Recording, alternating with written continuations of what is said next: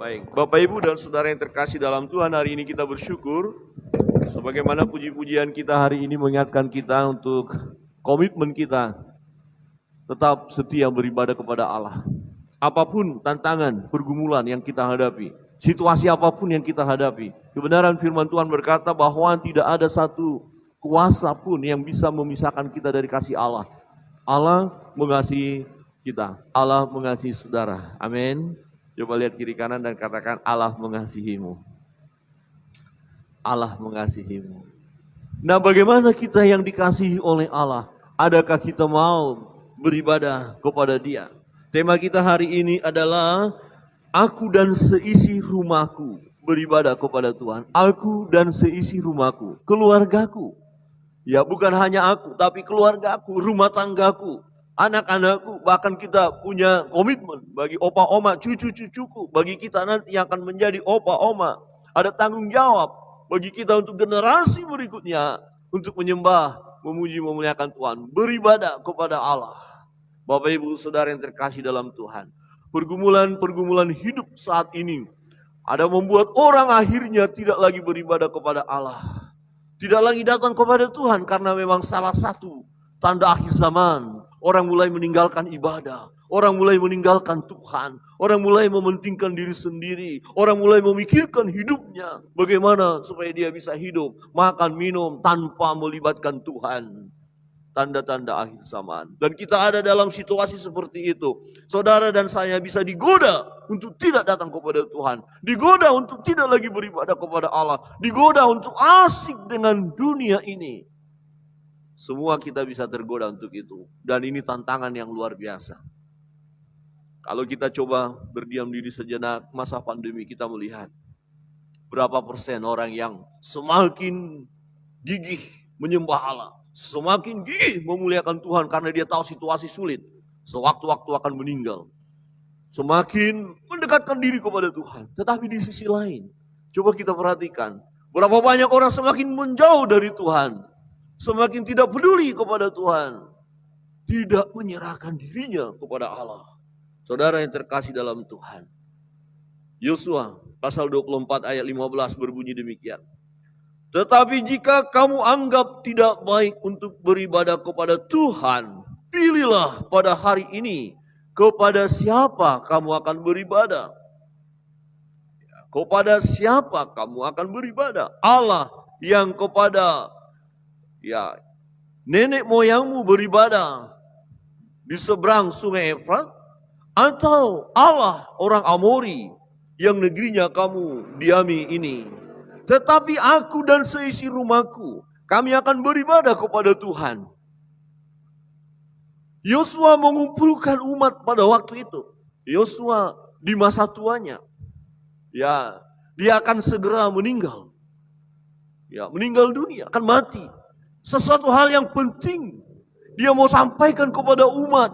Karena memang faktanya dia melihat ada umat yang kecenderungan hati mereka menyembah berhala. Ada kecenderungan hati mereka bersungut-sungut ketika berhadapan dengan masa sukar. Ada kecenderungan hati mereka mencari ilah-ilah lain.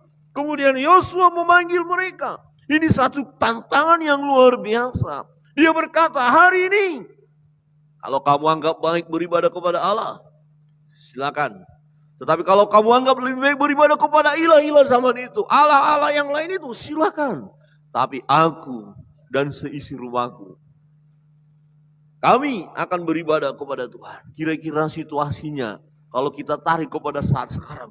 Ada mulai banyak orang-orang yang tadinya sebagai orang percaya, orang Kristen, dengan situasi pandemi, dengan situasi sulit, akhirnya mengandalkan kekuatan lain, Allah-Allah lain, dan tidak lagi datang kepada Tuhan.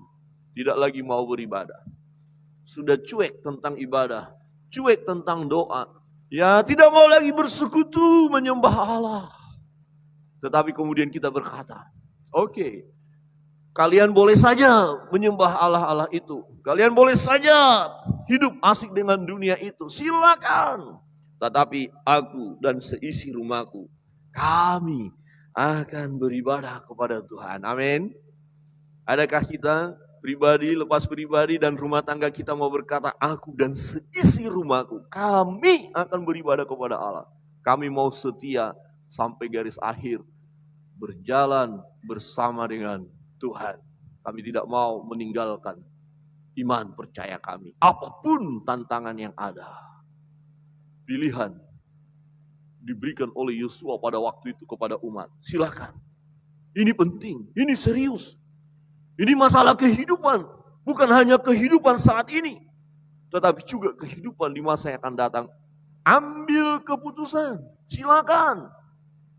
Mengapa Yosua berkeyakinan teguh dan berkata, kami, keluargaku, rumah tanggaku, seisi rumahku, kami beribadah kepada Allah. Mengapa dia berkata seperti itu?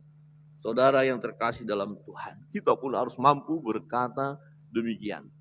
Ya, kita mau berkata, aku dan seisi rumahku beribadah kepada Allah. Saudara, Bapak Ibu yang dikasihi Tuhan, keluarga kita harus beribadah kepada Allah.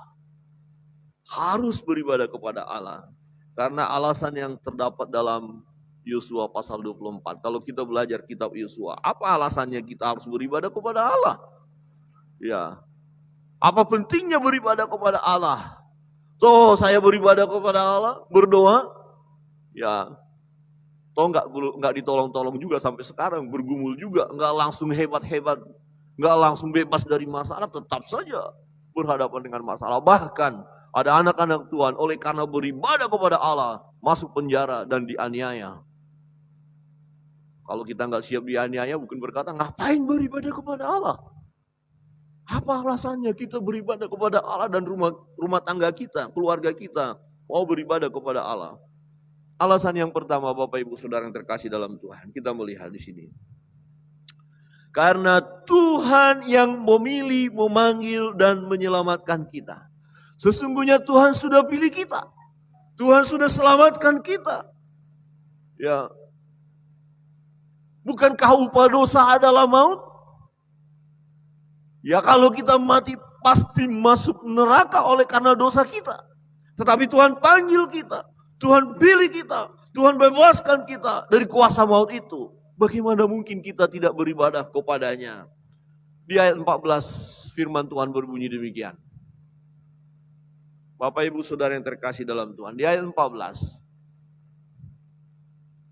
Oleh sebab itu, takutlah akan Tuhan dan beribadahlah kepadanya. Oleh sebab itu, ya, takutlah kepada Tuhan dan beribadahlah kepadanya dengan tulus, ikhlas dan setia. Jauhkanlah Allah yang kepadanya nenek moyangmu telah beribadah di seberang sungai Efrat dan di Mesir. Dan beribadahlah kepada Tuhan. Oleh sebab itu, oleh sebab apa? Nah, Yosua ya di ayat-ayat di atas menjelaskan kisah hidup mereka. Ya, dia mengisahkan bagaimana nenek moyang mereka, yaitu Bapak Abraham yang tadinya adalah penyembah berhala, tetapi Tuhan panggil, Tuhan keluarkan Abraham dari hidup yang kafir, yang tidak percaya kepada Allah, yang belum berjumpa dengan Allah, yang belum diselamatkan, dipilih oleh Tuhan. Di ayat 2 berkata begini, Bapak Ibu Saudara yang terkasih dalam Tuhan. Berkatalah Yosua kepada seluruh bangsa itu, beginilah firman Tuhan Allah Israel. Dahulu kala di seberang sungai Efrat, disitulah diam nenek moyangmu, yakni Terah, ayah Abraham dan ayah Nahor. Dan mereka beribadah kepada Allah lain. Terah bersama Abraham dan Nahor beribadah kepada Allah yang lain. Belum berjumpa dengan Allah. Gambarannya begini, dulu nenek moyang kita itu belum menyembah Yesus, belum berseru dalam nama Yesus, belum datang kepada Tuhan. Masih penyembah berhala. Masih percaya dengan ilah-ilah lain yang ada di gunung itu, di batu itu, di pohon itu, di laut itu. Masih kepercayaannya seperti itu. Tetapi Tuhan memanggil. Ya, di ayat 14. Di ayat 3. Tetapi aku mengambil Abraham bapamu itu dari seberang sungai Efrat dan menyuruh dia menjelajahi seluruh tanah Kanaan. Aku membuat banyak keturunannya dan memberikan Ishak kepadanya. Maka dikatakan ketika Tuhan memperkenalkan pribadinya kepada umat ini, dikatakan akulah Allah Abraham, Ishak, Yakub. Jelas sekali. Yosua mengingatkan mereka umat itu. Kita harus tahu sejarah hidup nenek moyang kita.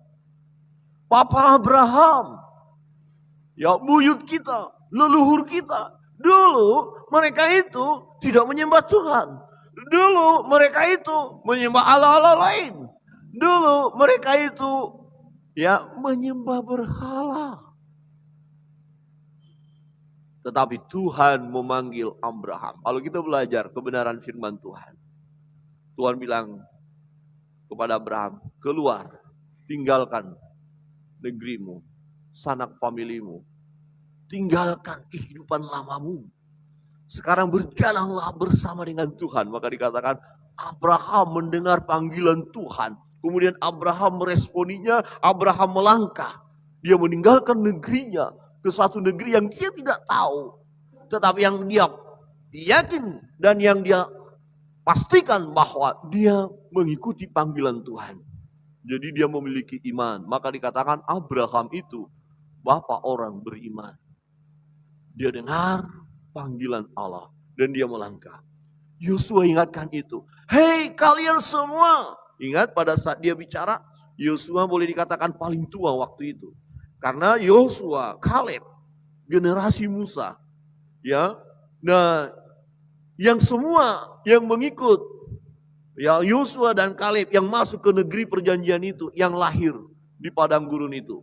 Sementara seangkatan dengan Yosua dan Musa, ya senior mereka itu sudah pada mati. Jadi sebagai orang tua yang sangat tua dan melihat sejarah itu, dia ngerti sejarah perjuangan mereka, dia ngerti sejarah keluarganya, leluhurnya, dan diingatkannya. Sembahlah Allah. Dia Allah yang memilih leluhur kita itu menjadi satu bangsa yang besar. Dikeluarkannya dari penyembahan berhala. Bagaimana mungkin kita tidak menyembah Allah? Ya, Yosua berbicara kepada umat di masa tuanya. Detik-detik di mana dia akan meninggalkan dunia. Satu hal yang penting. Beribadahlah kepada Allah. Tapi karena dia lihat umat ini seringkali mendukakan hati Allah. Dia sampai kepada pernyataan, kalau kalian anggap tidak baik beribadah kepada Allah, ya udah nggak usah beribadah, terserah kalian. Tapi aku dan seisi rumahku, kami akan beribadah kepada Allah. Jadi situasinya seperti rasanya aduh gimana ya. Dia sedih banget juga melihat umat itu yang gampang sekali meninggalkan Tuhan. Gambarannya begini, saya sebagai gembala, sebagai pendeta terus menerus mengingatkan misalnya. Tapi saya lihat kok jemaat gak ada respon ya. Ya ini bilang ya udah terserah deh. Kalau memang kalian anggap enggak bagus beribadah kepada Allah. Kalau kalian anggap enggak boleh, ya enggak usah kita datang kepada Yesus, kepada Tuhan, ya terserah kalian. Tapi aku dan seisi rumahku, kami akan beribadah kepada Allah. Saudara melihat ada teman saudara yang sudah saudara layani, saudara ingatkan, ayo dong beribadah, ayo dong menyembah Tuhan, ayo kita berdoa, tapi cuek. Dan mungkin berkata, Allah sok pendeta kau, ya kamu aja gimana hidupmu. Mungkin malah balas untuk mengolok-olok kita. Tapi saudara, Bapak Ibu akan berkata, aku dan seisi rumahku, kami akan beribadah kepada Allah. Amin. Jadi saudara tidak tergoda ikut-ikutan dengan mereka yang meninggalkan ibadah. Jangan ikut-ikutan meninggalkan ibadah. Amin. Coba lihat kiri kanan dan sedikit agak senyum saja. Ya, jangan marah ya. Terus katakan, jangan ikut-ikutan dengan mereka. Amin.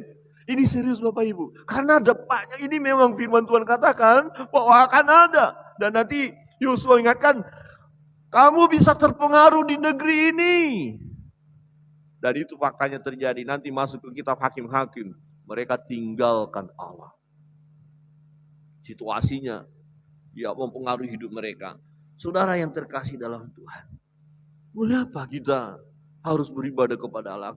Karena keyakinan kita, ya, bahwa kita sudah dipilih oleh Allah, diselamatkan oleh Allah. Tadinya kita hidup di dalam kegelapan, kelakuan kita jahat, jauh dari Tuhan, kemudian Tuhan pilih kita. Dan kita selamat, percaya Yesus, menjadi orang percaya, menjadi orang Kristen. Kita sudah diselamatkan. Kalau kita mati karena iman kepada Yesus, karena kita percaya Tuhan, kalau kita mati kita pasti masuk surga. Dan dalam perjalanan hidup ini pun kita dipelihara oleh Tuhan. Bagaimana mungkin ada godaan-godaan di sekitar kita, kita kembali lagi kepada jalan yang lama. Bagaimana mungkin kita menyembah berhala lagi. Bagaimana mungkin kita meninggalkan Tuhan yang memilih kita. Alasan yang pertama, Yosua katakan, ingat nenek moyang kita, bapak leluhur kita, bapak Abraham, dulu penyembah berhala, tapi dipilih Tuhan dan janji Tuhan bahwa dia, Abraham dan keturunannya akan dipelihara oleh Tuhan dan kita keturunannya. Yosua berkata, kita ini keturunannya. Janji itu kepada kita. Kita pun diselamatkan. Ya, iman yang sama seperti Bapak Abraham punya. Bagaimana mungkin kita tidak beribadah kepada Allah? Bagaimana mungkin beribadah kepada Allah-Allah lain? Tapi situasinya Bapak Ibu, ada yang tidak setia kepada Allah. Ada yang mau meninggalkan Tuhan. Akhirnya Yosua berkata, hari ini pilih. Kalau memang tidak baik beribadah kepada Allah, Allah Abraham, Ishak, Yakub, nggak penting lagi ke sana beribadah, ya silakan. Kamu lebih mau mementingkan Allah yang di seberang sungai sana, ya silakan. Tapi aku dan seisi rumahku akan beribadah kepada Allah. Karena Allah sudah pilih aku. Ini harus kita katakan. Allah sudah memilih kita. Ya, menyelamatkan kita. Bagaimana kita kembali kepada jalan yang lama? Tentu tidak. Alasan yang kedua, Bapak Ibu Saudara yang terkasih dalam Tuhan. Yang kedua adalah Tuhan membebaskan, ya. Tuhan yang membebaskan umat dari perbudakan. Atau Tuhan yang memberi kemenangan. Bagaimana mungkin, ya, Yosua dan umat pada waktu itu tidak lagi beribadah kepada Allah. Sementara yang mengeluarkan mereka dari perbudakan di Mesir adalah Allah itu sendiri. Mungkin generasi baru tidak tahu itu. Tetapi Yosua, pelaku sejarah, dia mengalami bagaimana mujizat-mujizat terjadi. Ya, bagaimana mereka menyeberangi laut Kolsom. Bagaimana tiang awan, tiang api. Dia ada di dalam sejarah. Diingatkan kembali. Loh, kok bisa-bisanya menyembah Allah-Allah di negeri orang ini, orang asing ini. Yang bukan Allah. Jangan. Kira-kira begitu. Ya, di ayat 16. Bapak Ibu Saudara yang terkasih dalam Tuhan. Dikatakan, lalu bangsa itu menjawab, jauhlah daripada kami meninggalkan Tuhan untuk beribadah kepada Allah lain. Ini pernyataan mereka. Ya, memang mantap. Kadang-kadang begitu ya, situasi aman, tenang, kita bilang, aku akan menyembah Allah. Aku mengikut Yesus. Keputusanku mengikut Yesus. Apapun yang terjadi, waktu aman. Setelah situasi tidak aman, mulai ada ancaman. Ada larangan untuk menyembah Yesus. Kalau menyembah Yesus harus dibunuh. Akhirnya kita nggak menyembah Yesus lagi. Loh, tadi katanya mau menyembah. Iya Pak, itu kan di gereja Pak Pendeta. Kan nggak ada masalah. Saya sekarang diancam loh. Ada celurit ini loh. Kalau saya bilang Yesus Tuhanku, ditarik celuritnya, putus kepalaku, gimana? Ya lebih baik saya sangkali dulu lah sementara. Gak ada istilah menyangkali Tuhan sementara. Gak boleh. Gak boleh menyangkal Yesus. Coba katakan kiri kanan, gak boleh menyangkal Yesus. Ya, amin. Jika harus mati, lebih baik mati daripada menyangkal Yesus. Amin. Coba katakan kiri kanan, jika harus mati, lebih baik mati daripada menyangkal Yesus. Jika harus mati, lebih baik mati daripada menyangkal Yesus. Pak Pendeta, jangankan mati Pak Pendeta, untuk beribadah aja saya sudah malas sekarang. Hah? Baru beribadah saja sudah malas. Yuk doa, enggak malas. Tidur-tiduran aja, itu belum nyawa. Ya berarti kita enggak konsisten dong. Oke, kita belum diperhadapkan dengan masa sukar itu. Baru diperhadapkan dengan kedagingan kita saja. Rasa nyaman untuk tidur nyenyak. Rasa nyaman untuk melakukan hal-hal yang lain. Adakah kita siap ya memprioritaskan Allah, memprioritaskan ibadah dulu? Padahal kan firman Tuhan katakan begitu. Cari dahulu kerajaan Allah dan kebenarannya, maka semuanya akan ditambahkan kepadamu. Paham banget kita firman itu. Tetapi ketika kita melangkah hendak melakukan kebenaran itu, kita tergoda, kita lebih utamakan dulu hal dunia. Saudara, umat itu berkata, jauhlah daripada kami meninggalkan Tuhan. Gak mungkin kami tinggalkan Tuhan, kira-kira begitu. Gak mungkin. Alasannya mereka cukup bagus. Dan ini kebenaran ya. Nah dikatakan sebab Tuhan Allah kita, dialah yang telah menuntun kita dari dan nenek moyang kita dari tanah Mesir, dari rumah perbudakan, dan yang telah melakukan tanda-tanda mujizat yang besar ini di depan mata kita sendiri, dan yang telah melindungi kita sepanjang jalan yang kita tempuh, dan di antara semua bangsa yang kita lalui. Tuhan menghalau semua bangsa dan orang Amori, penduduk negeri ini dari depan kita. Kami pun akan beribadah kepada Tuhan sebab Dia Allah kita. Kami pun, ya dikatakan, kami pun akan beribadah kepada Tuhan. Ketika Yosua berkata, aku dan seisi rumahku akan beribadah kepada Allah. Kalau kalian terserah, tapi harus pilih. Nah puji Tuhan, pilihan mereka adalah kami pun akan beribadah kepada Allah. Mengapa? Mereka tahu sejarah itu. Mereka tahu bahwa nenek moyang mereka di Mesir telah menjadi budak. Ya diperbudak, disiksa.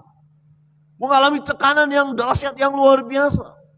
Alkitab berkata ketika umat itu ada di Mesir, mereka berteriak kepada Allah. Dan Allah melihat sengsaranya umat ini, penderitaan umat ini. Kemudian Allah selamatkan mereka. Dan untuk menyelamatkan ini, Tuhan tunjukkan atau Tuhan buat mujizat-mujizat yang luar biasa.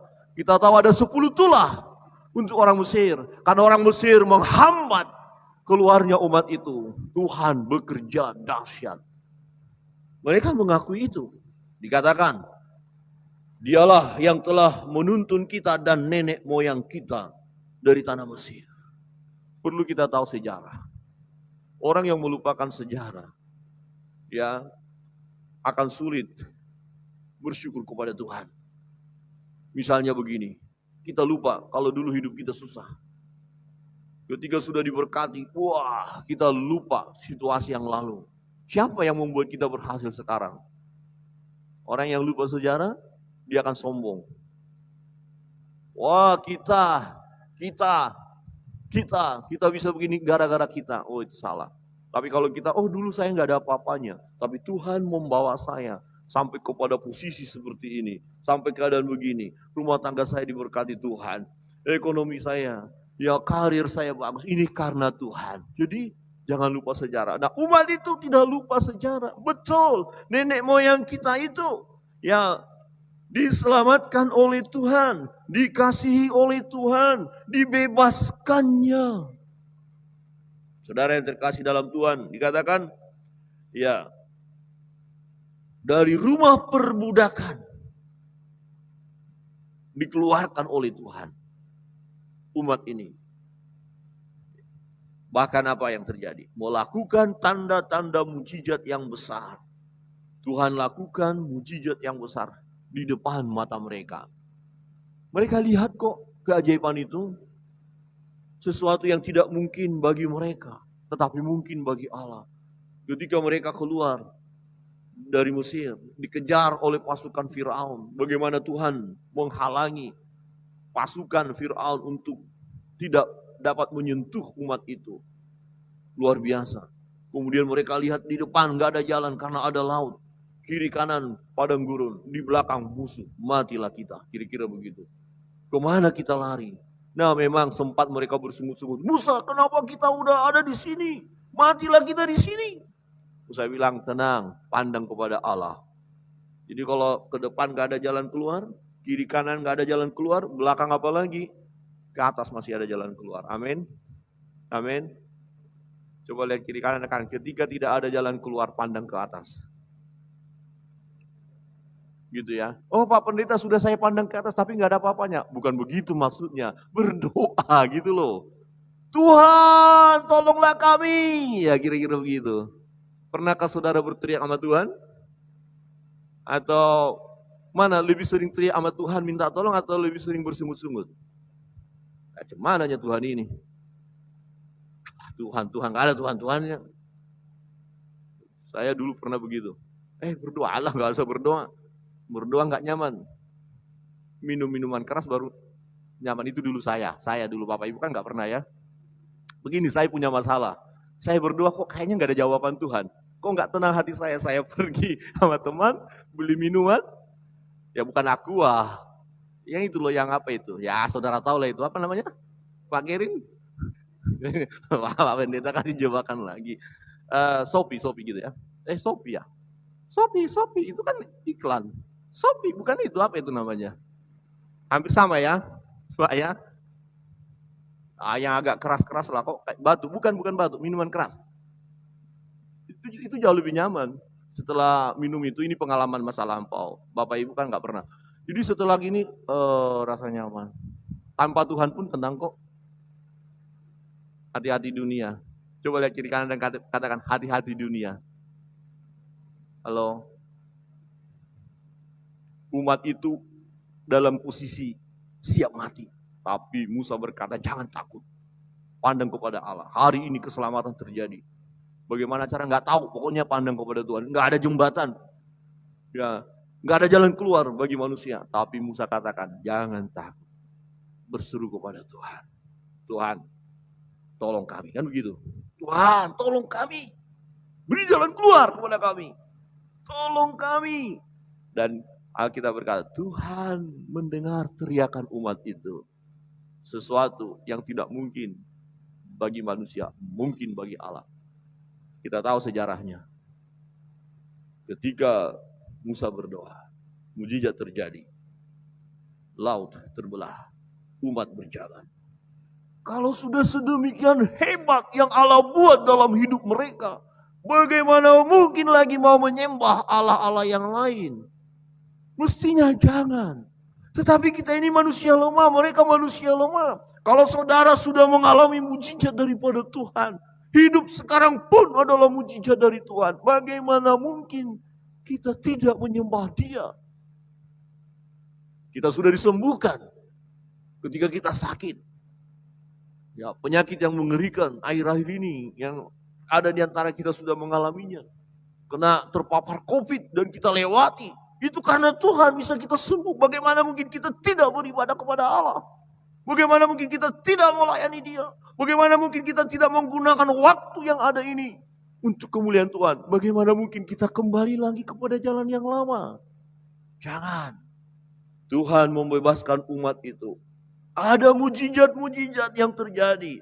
Dan mereka akhirnya berkomitmen. Mereka menjawab tantangan daripada Yosua. Kami tahu ketika perjalanan yang kami tempuh, Tuhan menyertai kita. Musuh-musuh kalah, bangsa-bangsa lain kalah. Ketika kita menyeberang, melewati bangsa-bangsa lain untuk masuk ke tanah perjanjian. Bangsa-bangsa lain tidak mampu menghancurkan kita. Kita bisa berjalan dengan tenang. Karena Tuhan menyertai. Ada tiang awan, tiang api. Dahsyat. Ya, artinya adalah penyertaan Tuhan, baik malam maupun siang selalu ada. Itu juga yang terjadi dalam hidup kita. Tuhan menyertai kita senantiasa. Amin. Tuhan tidak pernah tinggalkan kita. Malamkah, siangkah, selalu ada bersama dengan kita. Ya, Dia adalah Immanuel. Tuhan beserta kita. Bagaimana mungkin kita tidak beribadah kepadanya? Saudara, ada hari ini karena Tuhan, bukan karena kekuatan saudara. Kita ada hari ini karena Tuhan. Jadi kita mau berkata, puji Tuhan hari ini. saya ada dan beribadah kepada Tuhan. Satu anugerah besar. Alasan yang ketiga, Bapak Ibu Saudara yang terkasih dalam Tuhan. Jika meninggalkan Tuhan, jika meninggalkan Tuhan atau tidak beribadah kepada Tuhan, maka akan mengalami sesuatu yang tidak menyenangkan.